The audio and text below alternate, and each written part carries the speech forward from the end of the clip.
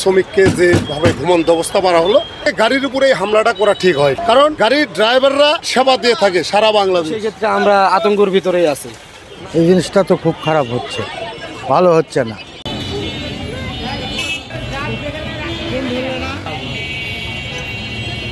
এটা আমি মনে করি যে কোনো রাজনৈতিক বিষয় বা যে কোনো রাজনৈতিক দলই হোক না কেন, আমরা খাটে খাওয়া সাধারণত মেহনতি শ্রমিক, আমরা পরিশ্রম দিন রাত 24 ঘন্টা পরিশ্রম করে আমরা কিছু পয়সা উপার্জন করি, কিন্তু এটাকে গাড়ির উপরে হামলাটা করা ঠিক হয়, কারণ গাড়ির ড্রাইভাররা সেবা দিয়ে থাকে সারা বাংলাদেশ। টেকনাফ থেকে তেঁতুলিয়া, রূপসা থেকে পাথুরিয়া, আপনার যে কাজটা করছে এটা মনে করেন যে তারা ঠিক করেনি। আমি মনে করি এই দুর্বৃত্তরা যারাই হোক না কেন তাদের উপযুক্ত শাস্তি হওয়া উচিত।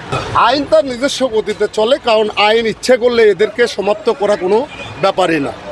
কারণ আইন যদি চায় যে এই অপরাধীদের আমরা ধরবো, তাহলে আইনের পক্ষে সম্ভব। আমি আইনের প্রতি শ্রদ্ধা রেখে বলছি যে এই মেয়নীতি শ্রমিককে যেভাবে ঘুমন্ত অবস্থা করা হলো, এর উপযুক্ত শাস্তিও। মানে একটু ভয়ভীতি তো কাজ করবেই। মানে এই যে আপনি হয়ে গেলাম, কালকে রাতে দেখলাম ইয়েতে, ফেসবুকে দেখলাম ওই ইয়েতে ঢাকা শহরে আগুন দিছে গাড়িতে, একটা ড্রাইভারের স্পটে মারা গেছে। তো সেই ক্ষেত্রে আমরা আতঙ্কের ভিতরেই আছি, না জানি আমাদের উপরে আবার কখন কি হয়।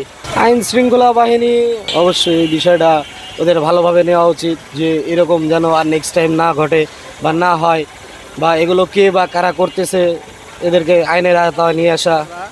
সারা বাংলাদেশে বিভিন্ন জায়গায় বাসে আগুন দেওয়া হয়েছে এবং একজন ড্রাইভার মারা গেছে। তো আমরা সবসময় আমরা নিরাপত্তাহীনতায় ভুগি, আমাদের ছেলে মেয়ে পরিবারও নিরাপত্তাহীনতা ভোগে। তা আমরা চাচ্ছি যে বর্তমান সরকার যে আছে ইন্টারিম সরকার, সে যেন সঠিকভাবে পুরো বাংলাদেশের প্রতি যেন দৃষ্টি আকর্ষণ করে, কোথাও যেন নিরাপত্তাহীনতায় মানুষ না ভোগে এবং সবাই যেন নিরাপত্তার সাথে যেন সে বাসায় ফিরে যেতে পারে। তো আমরা চাই না যে দেশে একটা অশান্তি অরাজকতা পরিস্থিতি সৃষ্টি হোক। এর জন্য সকল রাজনীতিবৃন্দ এবং সকলের প্রতি আমার আকুল আবেদন নিবেদন যে সবাই যেন এটার থেকে আমাদেরকে সাধারণ জনগণের মুক্তি দান করে। এই জিনিসটা তো খুব খারাপ হচ্ছে, ভালো হচ্ছে না।